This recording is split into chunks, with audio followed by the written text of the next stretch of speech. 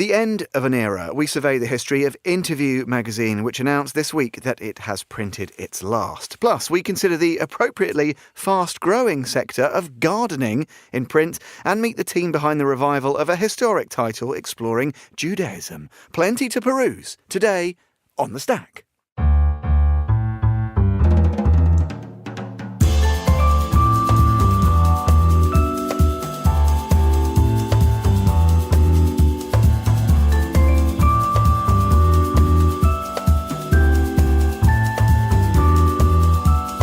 From Midori House in London, this is The Stack, 30 minutes of print industry analysis with me, Tom Edwards. Coming up, we discuss the plethora of magazines and newspapers covering plants and gardening. It's a horticultural bonanza, I think you'll agree. And we hear more about the revival of Quest. But first, we welcome back to the studio James Hyman, founder of the Hyman Archive, the world's largest magazine archive. And we're going to be talking principally about the shuttering of Interview, the iconic title founded by Andy Warhol, no less, back in the late 60s. The magazine announced its closure this week after a series of controversies, financial troubles, and the rest. We're looking at the history of Interview. James Hyman, welcome back to The Stack. Thank you. Good to have you with us, as always. Yeah. And I'm not saying this is the only reason that we consulted you, because you are something of a magazine oracle, but you've raided your own archive, and what a delight. And we can be upbeat about celebrating this rich history, I suppose, first and foremost. For sure. I said iconic. People bandy that around, but it's true of Interview, isn't it? Definitely. Listen, it's the latest, sadly, in a long line of iconic US pop culture publications. I mean, you've had, I stress the US, the Village Voice, Playboy, Rolling Stone. I mean, obviously, Village Voice is not printing. Playboy is, Rolling Stone is. But they've hit some hard times. But my message would be, it's not doom and gloom. You carry on as a brand. Why can't you carry on online? Why can't you do specials? I'm going to take this literally. As you can see in front of me, this is one of the best.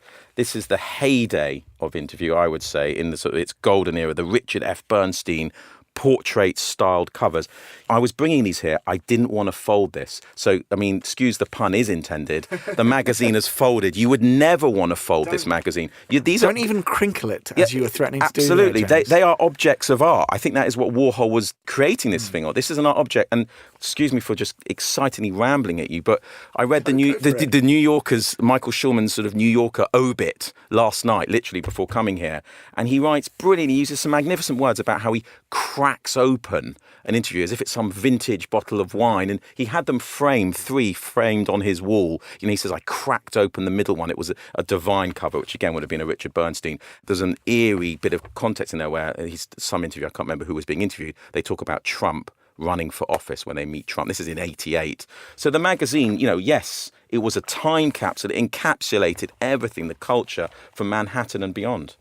And just remind us about it, because I guess there was all these sort of interesting origin stories, this suggestion that we know Andy Warhol used to shoot all sorts of things, but he used to record things inveterately, whether it was on video film or cine. He used to record in audio, all the sort of interviews he did, and this was a sort of part of the origin story, was the idea that this was a reflection in print of those habits. Like his diaries. It was very intimate, those intimate conversations, and I think what made that mark was how he would have an interview with, let's say, someone who knew Jack Nicholson very well, another Hollywood celeb, so that gave that sheen to that intimacy of the content. And do you think one of the problems, and we talk a bit about, there's obviously some structural stuff, a lot of goings on behind the scenes, people who suggested they haven't been paid and all the rest of it. It's part of the problem that some of that weird luster around celebrity has become less mysterious.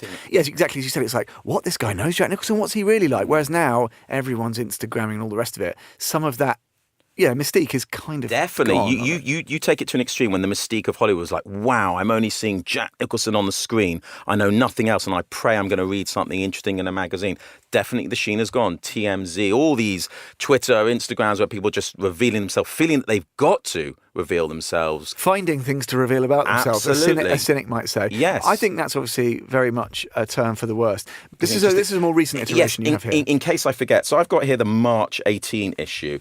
Now, no disrespect to the magazine, but, if you were to basically take away the iconic sort of typeface logo Interview and Andy Warhol's Interview of here, to me, that looks like pretty much a homogenised fashion magazine. Any glossy. And ironically, the cover line is A Time for Change. A Time for Change, which they were the crystal ball of pop. They've seen the change. Why does that happen? I mean, we've sort of alluded already to some of the problems behind the scenes. And if you have various creatives, art directors and all the rest of it who maybe claim, allegedly, unpaid wages in the sort of $500,000 territory and all the rest of it. Yep.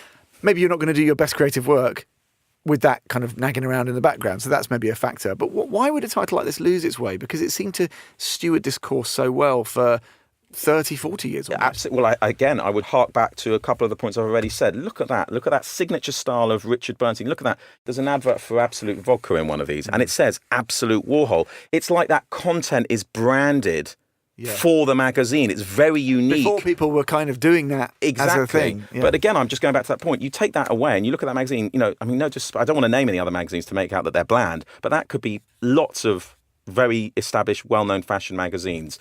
Or even getting into the slightly kind of in-house supermarket-y kind of look. Yes. Let's rattle through a couple, because you've got some other ones. You've got some other formats. This is a great one. Early format here is a kind of A4 fold-out. This is the March 1972 one with James Dean on the cover. I mean, iconic, brilliant, issue 20. But it's Andy Warhol's movie magazine. That's how it, in its embryonic issues, was billed. It was a movie magazine, a nice feature there on Candy Darling, a Warhol muse of sorts. But again, just fantastic. I won't read some of the content here because it's pretty filthy.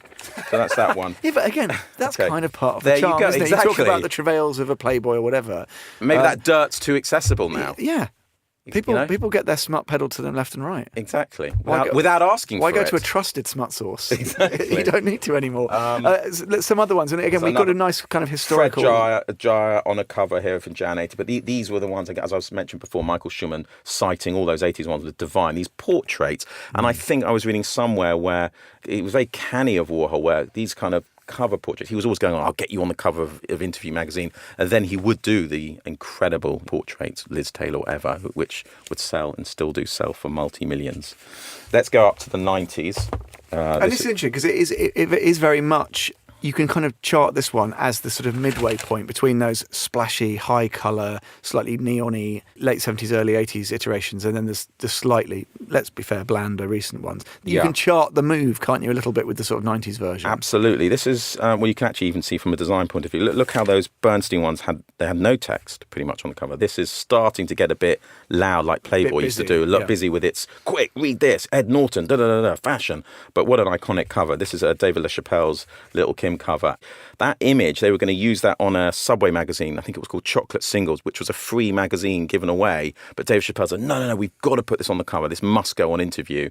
And she rocketed from that. Fashion and everything was just huge. They went nuts after that. So, James, it's interesting. You've probably been obviously browsing the archive and considering this week, you've been reading other sort of print aficionados writing about this. Yeah. Now, you started off by saying, look, there's no reason why this couldn't continue in some other shape or form, perhaps. We could see specials. Let's hope we do. What about looking to the future, though? What's the possibility that we lose, if we do lose Interview, for all time? It will be sad. It will be sad. One point I didn't mention. I mean, it's not going to help it too much, but it lives on very healthily in museums. There was it Transmitting Warhol a couple of years ago I went to see in Liverpool, and there was a fantastic display of 50 of those Bernstein covers. South Bank, there was an exhibition on masculinity, we called it, the male in magazines, and we used that only once. Nice portmanteau work. Masculinity. So. What was Warhol's quote? In the future, everyone will be famous for 15 minutes. Everything can be famous for 15 minutes. Why can't it still live online as a very successful brand? There you go. The insights of James Hyman. James, always great to speak with you. I hope we can summon you and some of your archive for the findings birth of a magazine. For something slightly more not the death. optimistic next time. But thanks for coming to see us as always.